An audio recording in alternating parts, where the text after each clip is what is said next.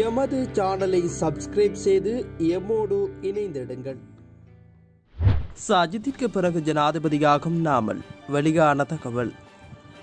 சஜித் பிரேமதாச ஜனாதிபதியானதன் பின்னரே அமைச்சர் நாமல் ராஜபக்ச ஜனாதிபதியாக முடியும் என நாடாளுமன்ற உறுப்பினர் ஹர்சடி சில்வா தெரிவித்துள்ளார். நாடாளுமன்ற அமர்வின் போது கருத்து வெளியிடும் போதே அவர் இந்த தகவலை வெளியிட்டுள்ளார். தொடர்ந்தும் கருத்து வெளியிட்ட அவர், மஹிந்த ராஜபக்ச கோட்டாபய ராஜபக்சவை தொடர்ந்த நாமல் ராஜபக்சவை ஜனாதிபதியாக்க ராஜபக்ச குடும்பத்தினரால் முயற்சிக்கப்படுகின்றது. அத்துடன் இந்த நாட்டில் ஜனாதிபதியாக நாமல் ராஜபக்ச வர முடியும். ஆனால் அதற்கு முன்னர் சஜித் பிரேமதாசவை ஜனாதிபதியாக தெரிவு செய்யப்படுவார்.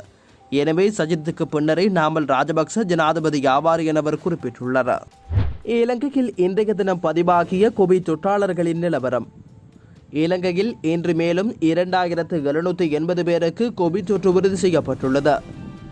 இந்த எண்ணிக்கையுடன் இலங்கையில் அடையாளம் காணப்பட்டுள்ள கோவிட் தொற்றாளர்களின் எண்ணிக்கையானது 1,54,123 அதிகரித்துள்ளது. புதிதாக அடையாளம் காணப்பட்டுள்ள தொற்றாளர்கள் தேவலப்பட்டிய பேலியகுட சிறைச்சாலை ஆகிய கொத்தணிகளுக்கு உரியவர்கள் என சுகாதார ஊக்குவிப்பு பணியகம் தெரிவித்துள்ளது. கோவிட் தொற்றாளர்களில் 28,976 பேர் வைத்தியசாலைகளில் சிகிச்சை பெற்று வருகின்றனர். மேலும் 1165 தொற்றாளர்கள் குணமடைந்து வைத்தியசாலைகளில் இருந்து வெளியேறியுள்ளனர். இலங்கையில் மொத்தமாக 1,23,532 கோவிட் தொற்றாளர்கள் குணமடைந்துள்ளனர். திருகோணமலை மாவட்டத்தில் மேலும் 61 புதிய தொற்றாளர்கள் அடையாளம். திருகோணமலை மாவட்டத்தில் மேலும் 61 புதிய தொற்றாளர்கள் அடையாளம் காணப்பட்டுள்ளனர். 31 ஆண்களும் 30 பெண்களும் புதிய தொற்றாளர்களாக இன்று இனம் காணப்பட்டுள்ளனர். சுகாதார வைத்திய அதிகார பிரிவு ரீதியாக கந்தலாய் 15, பதவி சிறுபுற 10, ஹேமன் கரகடவல 9, மோதூர் 9, சேருபில 7, உப்புவெளி 5, குறிஞ்சாங்கேணி 3, கிண்ணியா 3 என தொற்றாளர்கள் இனம் காணப்பட்டுள்ளனர். இதேவேளை இதுவரை திருகோணமலை மாவட்டத்தில் 48 பேர் கோவிட் காரணமாக மரணத்தை தழுவியுள்ளனர். சுகாதார வைத்திய அதிகார பிரிவுகள் வாரியாக திருகோணமலையில் 13 பேரும், கினியாவில் 10 பேரும், உப்புவெளியில் 9 பேரும், குறிஞ்சாங்கேணியில் 7 பேரும், மோதூரில் 5 பேரும், கந்தலாயில் 3 பேரும், உச்சவெளியில் 1 என மரணங்கள் பதிவாகி உள்ளமையும் குறிப்பிடத்தக்கது.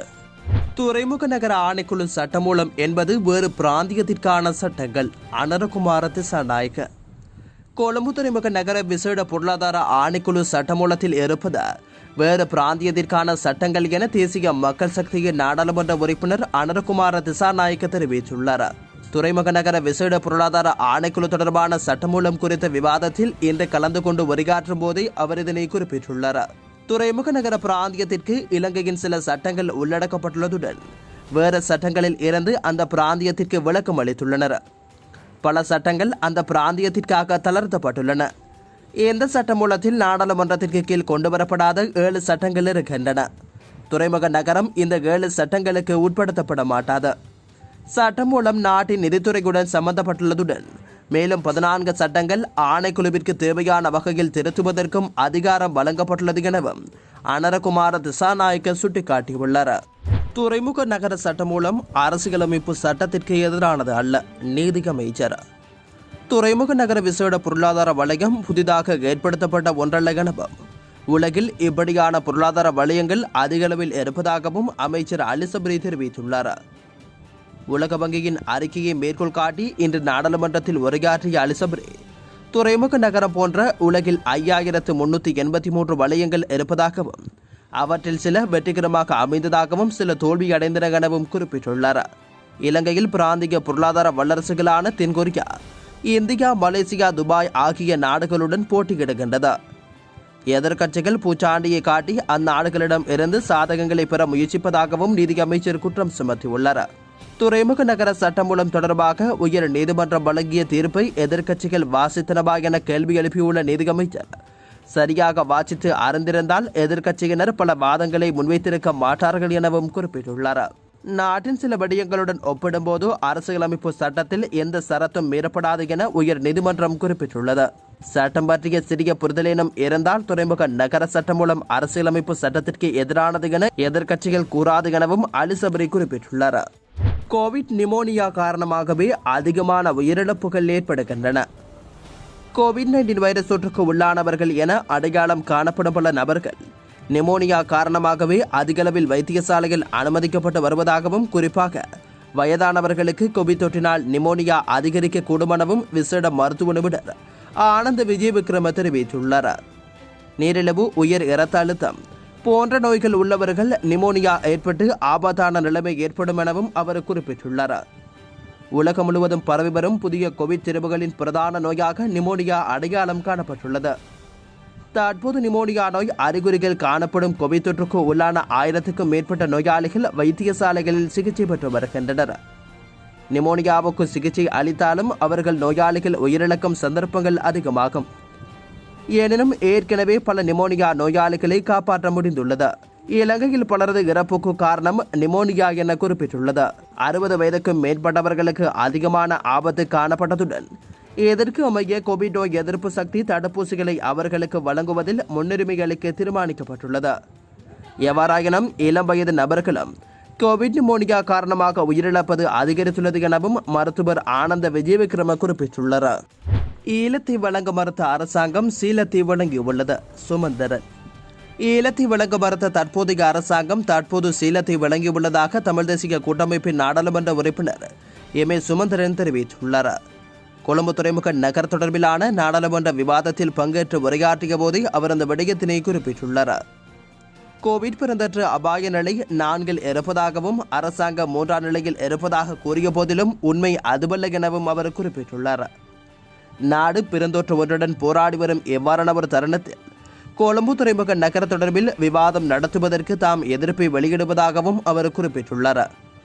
கொழும்பு துறைமுக நகர் அபிவிருத்தி ஆணைக்குழு தொடர்பிலான சட்டமூலம் குறித்த உச்சநீதிமன்றின் சட்ட விளக்கத்தை கோராது இருந்திருந்தால் சட்டமூலம் நிறைவேற்றப்பட்டிருக்கும் என அவர் குறிப்பிட்டுள்ளார். துறைமுக நகர தொடர்பிலான வர்த்தமானி அறிவித்தலில் தனியொரு நாட்டுக்கான அனைத்து விதமான விடயங்களும் இந்த வர்த்தமானி அறிவித்தலில் குறிப்பிடப்பட்டுள்ளது என அவர் சுட்டிக்காட்டியுள்ளார். கொழும்பு துறைமுக நகரில் ஒரு பகுதியில் தமிழ் மொழி புறக்கணிக்கப்பட்டுள்ளமை குறித்து நாடாளுமன்ற உறுப்பினர் சாணக்கியன் ட்விட்டரில் பதிவிட்ட போது அந்த விடயம் குறித்து இலங்கை அரசு தரப்பு பொறுப்பு வாய்ந்த எவரும் பதிலளிக்கவில்லை என அவர் சுட்டிக்காட்டியுள்ளார். எனினும் இலங்கைக்கான சீன தூதரகம் இந்த பெயர் பலகையில் தமிழ் மொழி உள்ளடக்கப்படாமை குறித்து நடவடிக்கை எடுக்கப்படும் என ட்விட்டரில் பதிலளித்துள்ளது என சுட்டிக்காட்டியுள்ளார். இலங்கையின் எல்லைக்குட்பட்ட ஒரு பகுதியில் பெயர் பலகை தொடர்பிலான பிரச்சினைக்கு சீன தூதரகம் ஏன் பதிலளிக்க வேண்டுமென அவர் அவையில் கேள்வி எழுப்பியுள்ளார். குற்றவியல் சட்டத்தை பயன்படுத்தி தண்டனை விதிக்கப்படக்கூடிய அதிகாரத்தை இந்த ஆணைக்குழுவிற்கு அரசாங்கம் வழங்கியிருந்தது எனவும் உச்ச நீதிமன்றம் இதனை நிராகரித்திருந்தது எனவும் அவர் குறிப்பிட்டுள்ளார். இந்த ஆணைக்குழு குறித்த சரத்துகளில் எல்லை கட்டுப்பாடு பற்றி குறிப்பிடப்பட்டுள்ளதாகவும் சமஷ்டி ஆட்சி முறையில் எல்லை கட்டுப்பாடு என்ற விடயம் உலகில் எங்குமே கிடையாது எனவும் அவர் சுட்டிக்காட்டியுள்ளார். சட்ட ஏற்பாடுகளின் ஊடாக இந்த அரசாங்கம் நில மற்றும் நீர் எல்லைகளை சீனாவிற்கு தாரை வார்த்து கொடுத்துள்ளது என சுமந்திரன் தெரிவித்துள்ளார். அரசாங்கத்தின் தோல்வியை நீதிமன்ற தீர்ப்பு உறுதிப்படுத்தியுள்ளது. ரணில் விக்ரமசிங்க.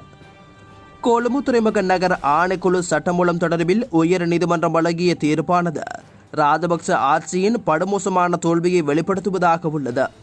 நீதிமன்றத்தின் அதிகார மற்றும் சட்டவாக்க சபையின் பாதுகாப்பினை உறுதிப்படுத்துவதாக அந்த தீர்ப்பு அமைந்துள்ளது என முன்னாள் பிரதமர் ரணில் விக்ரமசிங்க தெரிவித்துள்ளார். ஐக்கிய தேசிய கட்சி உறுப்பினர்களுடன் நேற்று இடம்பெற்ற கலந்துரையாடலின் போதே அவர் மேற்கண்ட கருத்தினை குறிப்பிட்டுள்ளார். தொடர்ந்தும் கருத்து வெளியிட்டவர் துறைமுக நகர் குறித்து பல்வேறு சர்ச்சைகள் தற்போது எழுந்துள்ளது. இதற்கு அரசாங்கத்தின் முறையற்ற செயல்பாடுகளே காரணமாகின்றது. நாட்டுக்கு நன்மை ஏற்படும் வகையிலேயே எந்த ஒரு பொருளாதார சார் சட்டமும் நிறைவேற்றப்பட வேண்டும். ஆனால் உலகில் எந்த ஒரு நாடும் செய்யாத விடயத்தை துறைமுக நகர் ஆணைக்குழு சட்டமூலத்தில் அரசாங்கம் உள்ளடக்கியிருந்தது. அதன் பாரதூர தன்மையை உணர்ந்தே பலரும் உயர்நீதிமன்றத்தில் மனுக்களை தாக்கல் செய்திருந்தனர்.